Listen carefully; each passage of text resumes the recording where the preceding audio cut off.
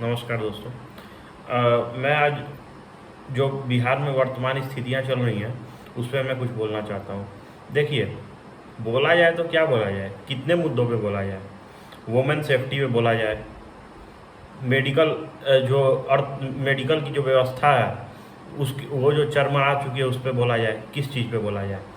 अगर मैं women safety की बात करूं तो अभी जो हम लोगों ने अभी ट्रेंड कराया और जो भी महिला जो जिनके साथ रेप हुआ पटना के एक जाने माने हॉस्पिटल में, वो क्या है, वो वोमेन सेफ्टी जो है वो जीरो है।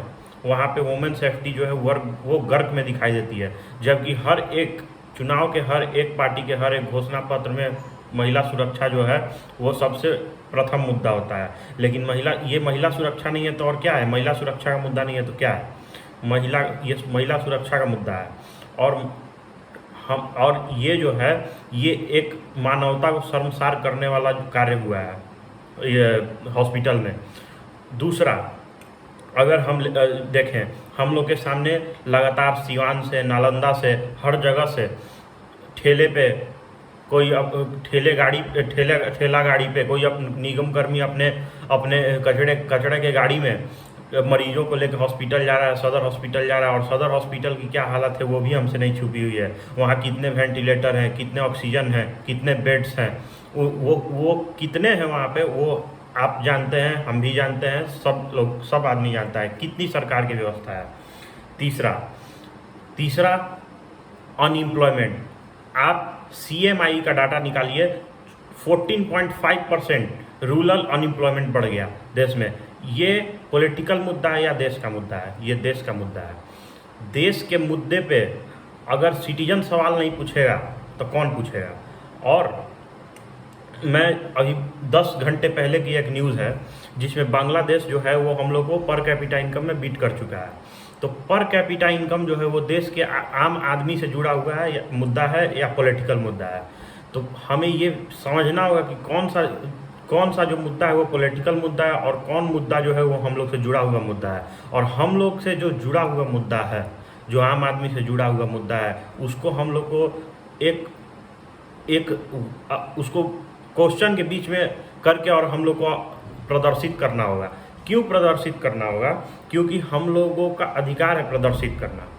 हम लोग को राइट टू स्पीच है। राइट टू स्पीच में आप क्वेश्चन पूछ सकते हैं और क्वेश्चन पूछिए। और मैं चौथे मुद्दे पे आता हूँ। चौथा मुद्दा मेडिकल का क्या स्थिति है। आप देख सकते हैं मेडिकल की व्यवस्था क्या है, हमारे हॉस्पिटल्स की क्या व्यवस्था है। हॉस्पिटल में मरीज जा रहे हैं, उनके वोमेन के साथ रेप हो जा रहा है। फिर थोड़े दिन पहले जो वीडियो आया था, फिर RT-PCR टेस्ट का भी बहुत सारा न्यूज़ में आते रहता है कि RT-PCR से टेस्ट का सैंपल जो है वो सड़ गया। आप दैनिक जागरण या दैनिक भास्कर उठा के देखिए।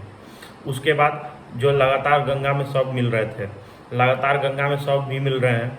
तो ये क्या है? एक इनह्यूमन मानवता को शर्मसार करने वाली तस्वीरें हैं ये। और मानवता को शर्मसार करने वाली तस्वीरों पे जब हम सवाल नहीं पूछेंगे तो मतलब एक जागरूक सिटीजन कब बनेंगे हम? और हमें ये सब मुद्दा जो है, ये मुद्दा पॉलिटिकल मुद्दा नहीं है, ये हम लोगों से जुड़ा हुआ मुद्दा है, ये इंसानियत का मुद्दा है। और इंसानियत के मुद्दे को पुरजोर तरीके से उठाने का प्रयास आप करिए। और पांचवा पॉइंट है कि आप अपने घर के आसपास जो भी जो एकदम ग्राउंड लेवल पे आप चले जाइए। ग्राउंड लेवल पे क्या स्थिति है? क्या जो सरकार हर जो कम्युनिटी किचन है या हर चीज़ है, ये ग्राउंड लेवल तक पहुंच गया है क्या? राशन पहुंच रहा है क्या? अगर आप देखेंगे तो सरकार का जितना भी व्यवस्था है, जो भी है, वो धरातल में पहुंचते पहुंचते कहीं ना कहीं क्रैश कर जाता है। और ये जो है ये हम लोगों के देश में सबसे बड़ा जो है, देश का जो सोशल इंफ्रास्ट्रक्चर है उसमें सबसे बड़ा जो जो सबसे बड़ा आपको कहा जाए कि डिफेक्ट है वो यही है। और इस डिफेक्ट को दूर करने के लिए कोई कुछ नहीं कर सकता है। इस डिफेक्ट को दूर करने के लिए आपको अगर आप पढ़े लिखे हैं और जो आदमी है जो क्योंकि देखिए, जो आदमी है जिसको नहीं पता है कि वहाँ जाके राशन कार्ड कैसे लेना है, क्या करना है, उसे कैसे सामान लेना है, कैसे राशन लेना है, उसको आप जाके कम से कम मदद कर दीजिए। उसको आप मदद करिएगा तो उसको पता चलेगा कि हाँ भाई हमको ऐसे करना है, अगले बार से वो ऐसे करेगा। और वो अगले बार से इतना जागरूक हो जाएगा कि वो खुद से बोलेगा कि नहीं भाई गलत हो रहा है, हम ऐसे पिछले बार तो ऐसे हुआ था। तो हम लोगों को जागरूक होना पड़ेगा, क्योंकि देखिए सरकार जो है, सरकार का क्या है, क्या सिस्टम है वो हम लोग देख रहे हैं, और सरकार का सिस्टम कहीं ना कहीं क्रैश कर गया है। और छठा मुद्दा है अनएम्प्लॉयमेंट हो गया। आप हर सेक्टर में अनएम्प्लॉयमेंट का रेट देख लीजिए, हर सेक्टर में अनएम्प्लॉयमेंट का रेट जो है वो दिन पर दिन बढ़ते जा रहा है। उसके बाद ऑनलाइन स्टडी ने एक समाज में एक डिजिटल डिवाइड पैदा करने का काम किया है। जिसके पास मोबाइल है, जिसके पास लैपटॉप है, वो अपने मोबाइल और लैपटॉप से पढ़ ले रहा है, लेकिन जिसके पास लैपटॉप नहीं, जिसके पास मोबाइल नहीं, वो क्या करेगा, वो तो गया। और इसके वजह से हम लोग के यहाँ ड्रॉप आउट संख्या दर भी आप देखेंगे कि कोई स्टेट जो पुअर स्टेट है वो उसमें बढ़ते जा रहा है। उसके बाद आप देखेंगे कि वैक्सीन्स का आप देखेंगे, आप अगर कोई भी अखबार जो स्टैंडर्ड का अखबार है उसको पढ़ेंगे, उसमें आए दिन कभी ना कभी वैक्सीन के वेस्टेज का न्यूज आते रहता है। तो हमारे देश में जो ये वैक्सीन का वेस्टेज हो रहा है, वैक्सीन के वेस्टेज को रोकने के लिए सरकार को जो अपना ग्रासरूट में जो डिफेक्ट है उसको मजबूत करना चाहिए। ये सब हमारे देश के मूलभूत मुद्दे हैं। वैक्सीन का वेस्टेज, अनएम्प्लॉयमेंट, हमारे देश का जो पर कैपिटा इनकम है वो बांग्लादेश बीट कर दिया।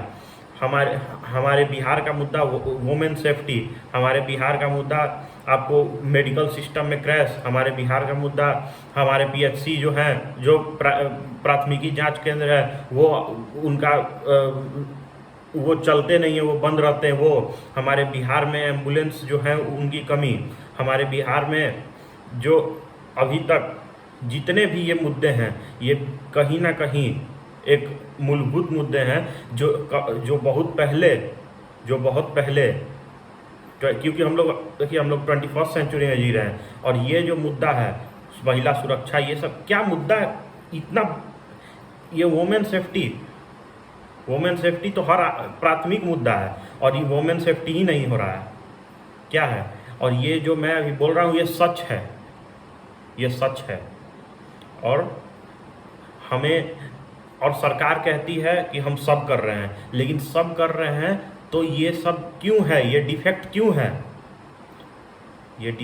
है, ये सरकार को सोचना चाहिए, ये गवर्नमेंट को सोचना चाहिए। मैं इस क्वेश्चन को रेज करने के लिए आप लोग के लिए ये वीडियो बनाया हूँ। और मुझे पता है कि मेरे पेज का रीच उतना नहीं है, मेरे पेज का फॉलोअर्स उतना नहीं है, लेकिन 2-4 लोग भी सुन लेंगे तो बहुत है।